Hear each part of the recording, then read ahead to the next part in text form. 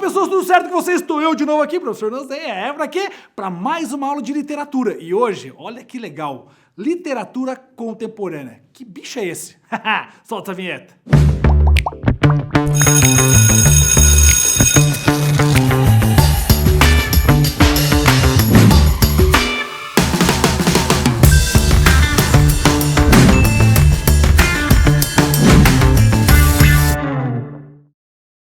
Muito bem, pessoas! Estamos, olha só que bacana, em literatura contemporânea. Muita gente está pensando assim, meu Deus, que negócio é esse? Que bicho é esse? Será que existe? Será que não existe? Que negócio que tá rolando? Calma, calma, vai dar tudo certo.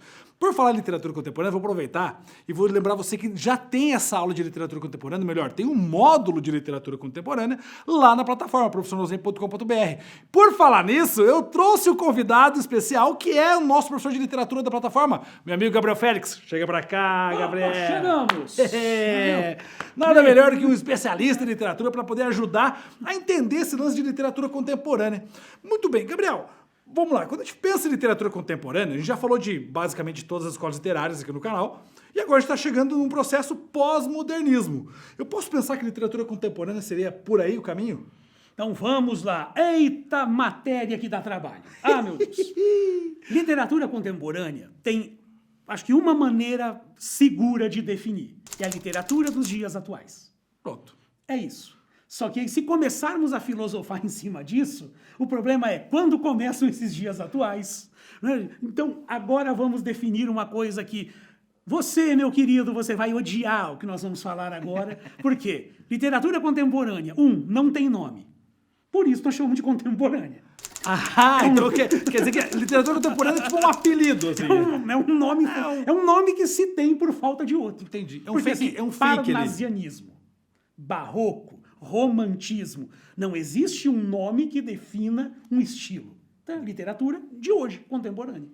Então quer dizer que literatura contemporânea é um nome dado por nós, assim, digamos, estudiosos, didaticamente pensando, que é aquilo que posso pensar que é o pós-modernismo.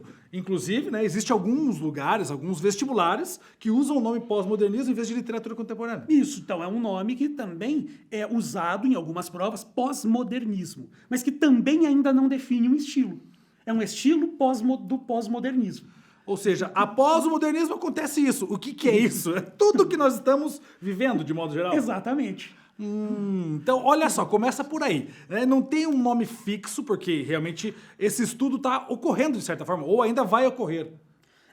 Então assim, por que não há nome? E agora vamos lá, vamos complicar mais ainda. Então, esse é o único vídeo que nós não vamos esclarecer. Beleza. Nós vamos complicar. Então vamos complicar a vida da galera. Vamos jogar o problema no colo do nosso espectador. Não há um nome, por isso é contemporânea. Aí se o aluno perguntar quando começou, não sabemos. E qual é o estilo predominante? Não há. Beleza? Ou seja, não existe. É quase que não existe. É isso, esse é o problema. Mas agora vamos lá, vamos colocar as ideias no lugar antes que, né, desistam de nós. Né? Deu pause no mundo de vídeo. Não, fica aí, calma. Vamos organizar o negócio aqui. Não, vamos organizar. Eu tô vendo o vídeo para esclarecer, o cara só complica. Me complicou a vida, vou embora. Não, vai embora. Fica então, aqui. Vamos lá, vamos agora pôr as ideias no lugar. Vamos lá. Por que não há um nome, não há uma data de referência e não há um estilo predominante?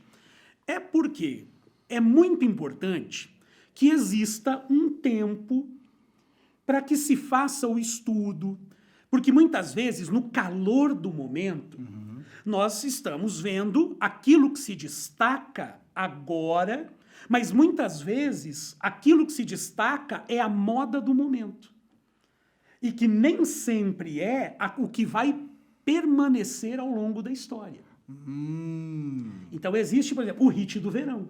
Certo. Entendeu? É a música que faz sucesso no momento, mas que, sei lá, até o final do ano, ninguém mais vai lembrar. Só ficou no verão ali, aqueles 3 meses de verão, e depois acabou. Exatamente. Certo. Com literatura também acontece isso. Tem o autor do momento que tá rolando ali, fazendo um monte de coisa, só que não necessariamente esse cara é o cara que vai ditar a regra daquele período. É muito possível que isso aconteça. Né? E há vários autores ao longo da história da literatura que no momento, né, em que ele estava vivo e produzindo, ele nem teve o reconhecimento. Certo. Mas depois, com lucidez, com calma, com distanciamento, Aí é a hora que separa o que é que permanece e o que é a moda do momento. Entendi. E é o que está acontecendo exatamente agora. Existem autores que se destacam. Se você pensar o que é o best-seller da livraria, né, do ranking... O que mais está vendendo na tá Amazon. vendendo, É, né? Amazon patrocinando. brincadeira. Não, opa, chega aí. Mas aí o que acontece é que nem sempre esses que se destacam no momento talvez sejam um hit do verão. Né? E aí tem uma expressão só nesse momento e não para o período todo. Então. Então é muito provável que esse estudo da literatura que está acontecendo agora ocorra futuramente.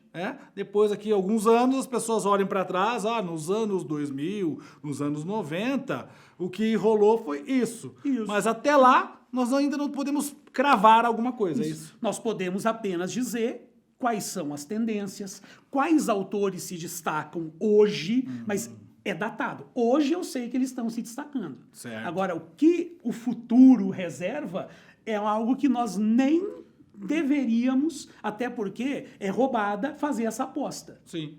Porque aí é o futuro, é a história que vai dizer, não nós agora. Podemos fazer apostas. O futuro a Camões pertence. Isso. Certo. Nós podemos apostar, fazer um bolão para daqui 20 anos. Mas não dá para saber ainda. Não dá para saber. Certo. Então, bom, de modo geral, então a gente sabe que não tem nem como dizer características próprias, porque essas características também só vão aparecer no futuro, quando ocorrer um estudo disso, se ocorrer um estudo disso.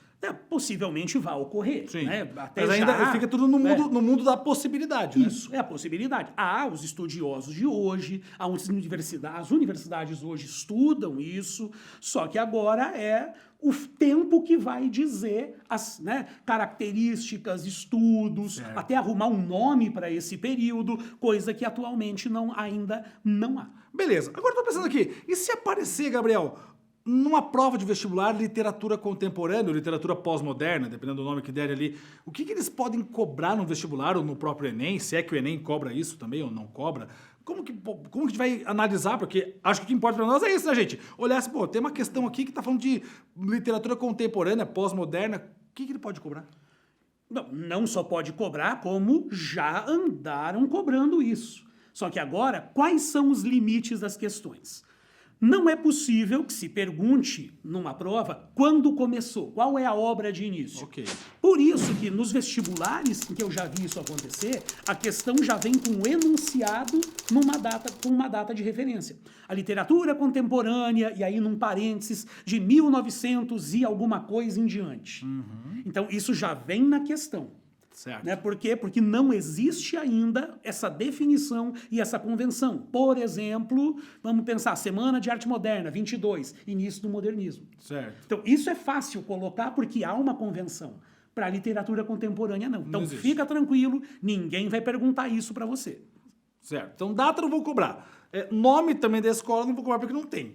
Certo? Isso. Autor principal também não tem como ainda. É possível pensar em autores que se destacam agora. Beleza. E agora vamos pensar no seguinte, o que acontece na literatura de hoje?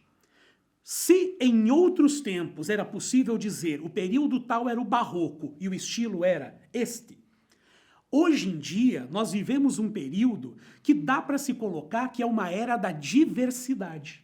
Certo. Então, essa diversidade que nós encontramos de posicionamentos ideológicos, tribos diferentes, grupos, turmas, também existe na literatura.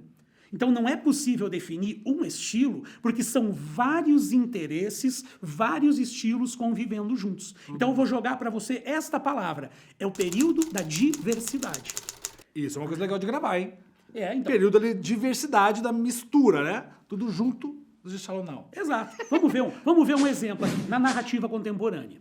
Há autores que exploram a violência e o submundo das grandes cidades. Certo. Rubem Fonseca, Paulo Lins, que escreveu um romance do qual você já deve ter ouvido falar, chamado Cidade de Deus. Pensa no filme. O tráfico, a formação da criminalidade no subúrbio. Então, essa é uma linha que alguns autores exploram, a violência e o submundo. Certo. Outros autores exploram a parte mais psicológica, intimista. Então, pensar na vida urbana contemporânea e a solidão, o estresse, a depressão. Então, nós temos vários autores que vão caminhar nesta linha de escrita. Então, a narrativa mais introspectiva. Certo. Há autores que vão trabalhar mais com a ficção histórica. Criar uma história ficcional dentro de um panorama da história real. O Antônio Calado faz isso. Vamos pensar em autores que vão construir uma história, só que dentro de... ou misturada a uma história real. Então, um acontecimento que rolou agora, no nosso momento, e a pessoa cria personagens fictícios, situações fictícias dentro dessa realidade. Não, um caso, vamos pensar numa autora aqui, a Ana Miranda, num romance chamado A Última Quimera. Certo. Ela cria uma história ficcional, só que dentro da biografia do poeta Augusto dos Anjos. Então, a história dele existiu, o Rio de Janeiro da época, a Paraíba da época, tudo isso estava lá. Então, existe essa interligação de uma história real, mas uma história fictícia correndo dentro disso. Show de bola. Então, nossa, e dá para ir. E aí vai longe, né? A gente vai longe. Realismo mágico, realismo fantástico. Também tem na poesia uns lances assim também. E na poesia também acontece a mesma diversidade. Se pensarmos na poesia de vanguarda, o concretismo como carro-chefe e as suas dissidências, poesia praxis, poema processo, neoconcretismo. Tem a poesia marginal também, não tem? Isso. Agora vamos pensar agora um outro contexto dentro da contemporaneidade. A época da ditadura militar. Certo. Com uma poesia que era contrária ao sistema, de contestação, que é a poesia social, mais ideológica, politizada, e a poesia marginal, que era a contracultura. Então, olha quanta poesia diferente aconteceu, e sem contar com os poetas líricos que não se filiaram a turma nenhuma. Então é legal ver, realmente, tudo que o Gabriel falou aqui, olha quanta diversidade ele apresentou aqui dentro da literatura contemporânea. Então aí acho que a gente pode gravar essa palavrinha mesmo. Grava na sua cabecinha, grava no seu coração. Diversidade. Essa é a palavra-chave, por enquanto, aí dessa nossa literatura contemporânea ou pós-moderna aí que nós temos no processo todo. Então quer dizer que isso pode aparecer nas provas com os textos desses autores, trabalhando em cima dos textos, essas características próprias de cada autor, beleza? Aí já estamos chegando mais próximo do que o Enem costuma fazer. Colocar um trecho de uma obra, sei lá, de um autor que explora a violência e submundo. O Rubem Fonseca, o Paulo Lins, o João Antônio, algum que siga essa linha. E aí, a partir do texto, apareceu uma questão de interpretação, de compreensão, sabendo identificar o que a questão pediu, naturalmente, e ver como o autor trabalha esse tema dentro daquele texto. Show de bola. Então, esse é um caminho que também é muito produtivo, já que não há características firmes, bem definidas para serem cobradas, a compreensão de texto é o caminho mais usado pelos exames e pelas provas de concursos. Para poder usar os textos da atualidade ou da contemporaneidade? Exato, ou pós-modernidade, sei lá. Olha a confusão e a salada. Show de bola, que maravilha. Olha só, gente, e aí, olha só, essa aula nossa aqui, basicamente está finalizando, chegando no processo final da literatura dentro do nosso canal. Obviamente, lembrando que a gente tem lá também na plataforma, o Gabrielzinho. Opa, tá lá, aqui, firme e forte. Lá. Da plataforma professornoslen.com.br, fazendo lá todas as aulas de literatura, tá tudo rodando já para você, com material didático, com exercício de fixação, com simulado para fazer um monte de coisa. O Gabriel tá junto com a gente. E aí aqui no canal a gente tá quase que caminhando para o fim da literatura. Veja, não é o fim, né? Mas assim, pensando na parte prática da literatura, nós estamos... Essa nossa aula aqui praticamente é a última. Se eu pegar a playlist toda agora de literatura, nós vamos ter desde o comecinho lá, que é a introdução à literatura, até essa aula, que é a aula de literatura contemporânea ou pós-moderna. Beleza? E óbvio, não pode esquecer de uma coisa importante. Passar lá na nossa plataforma, professornoslen.com.br, dar uma olhadinha no que tem lá. Não pode ser também de clicar no nozinho, clica na aula anterior. Também vai lá no Instagram, @professornoslen. Também tem o Instagram, Gabriel Flix. Gabriel Flix. Gabriel Flix. É que eu não me acesso. Eu não me procuro lá. Então. Gabriel Flix, lá no Instagram também. Pode passar lá, o Gabriel tem um monte de coisa que ele compartilha da vida, né? Da vida e da literatura e de tudo mais que você imaginar, certo? Estamos juntos.